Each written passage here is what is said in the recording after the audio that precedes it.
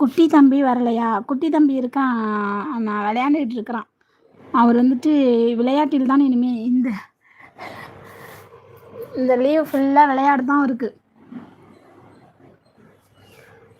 இந்த லீவ் ஃபுல்லாக விளையாட்டு தான். தஞ்சாவூர் வந்தால் சொல்கிறேன், மீன் குழம்பு ரெடி பண்ணி வைங்க. கண்டிப்பாக கண்டிப்பாக சகோதரரே, வாருங்கள். அன்பான உறவுகளுக்கு என்றைக்கு வந்தாலும் உணவு நான் பரிமாற தயாராக இருக்கிறேன். விருந்தோம்பல் நமது பண்பாடு அல்லவா சகோதரர்களே? விருந்தோம்பல் என்பது நமது பண்பாடு அல்லவா?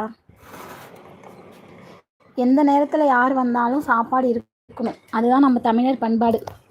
சரிங்களா? ராமகிருஷ்ணனுக்கு தெரியும் தானே? என்ன மாப்போன நான் சொல்கிறது கரெக்டு தானே? சொல்லுங்கள். நம் தமிழர் பண்பாடு எந்த நேரத்தில் வந்து உணவுன்னு ஒருத்தவங்க கேட்டாலும் நம்ம அவங்களுக்கு உணவு கொடுக்குற மாதிரி